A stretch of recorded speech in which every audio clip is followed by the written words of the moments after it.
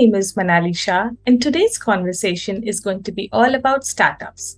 Joining us is Vinod Kumar, the founder of Naturally Yours, a healthy noodles and pasta brand. Vinod holds an MBA from the Cardiff Business School in the UK.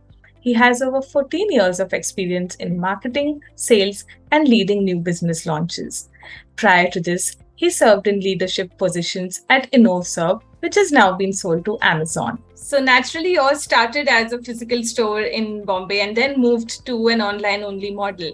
So, what are the key factors that drive a change in business plan? One of the key factors that, throughout the journey we have been bootstrapped, right? So there has been a huge emphasis for us to be profitable, to be cash positive.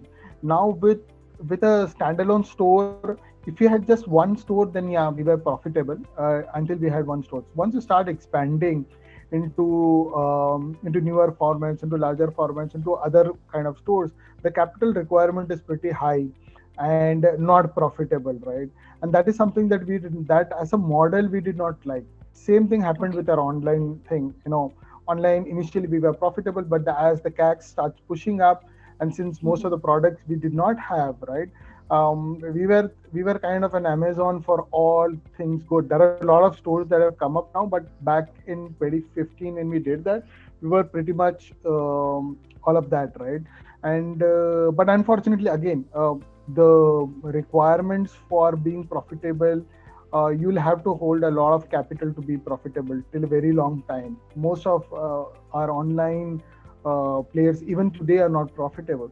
So that is a big question mark for us as a business model, and that is when we say, okay, we will give the model a solid 1-2 years, and if it still doesn't turn around in terms of profitability, in terms of the growth that we want to achieve, then we will kind of move on to something that makes sense for us business wise as well. Okay. And how does a startup gear up and initiate such an important change in the business model?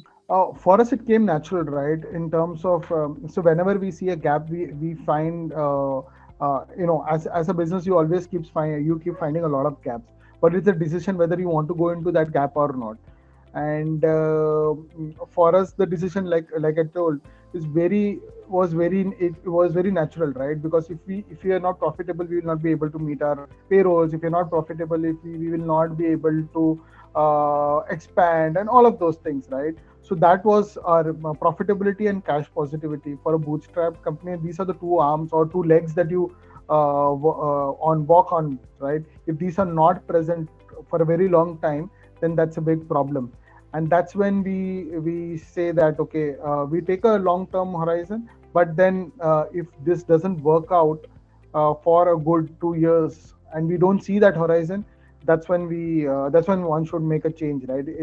It doesn't come overnight, but the metrics are there, and then also as an entrepreneur who is into it, I think everybody has a solid gut feel that, hey, this is not going to work out, I better do something else, right? So that's when we started pivoting.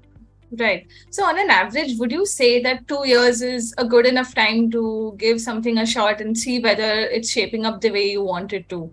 Absolutely. From our framework, we look at a 2-year framework. One is some of the metrics is the growth. The business should have grown. The business should be profitable. The business should generate cash. That means basically it means that there is a certain market size.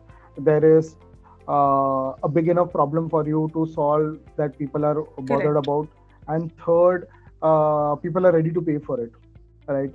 I'm purely talking from a very bootstrapped angle. I'm not talking from an angle of investor or a VC funded or an angel funded company, because they have very different metrics that they look at.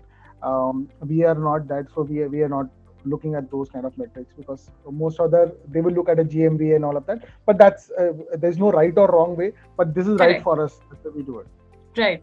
And in terms of changes, were there any organizational, structural changes that you made while you planned for this change? There were no intentional changes as such, but people being people, a lot of people sometimes who are with you in that journey, they don't believe it and then they leave you.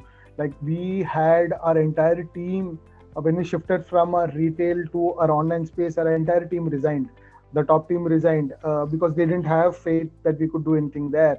But it did not happen in other consequently. But it did happen. So it is a very very tough call that we had to do, but we had to do that, right? Because we found that that was a right for the company, and we found that as an organic store we could not survive as such in terms of the expenses that were happening, and we did not see growth or profitability there, right? So we that's why we Right. had to.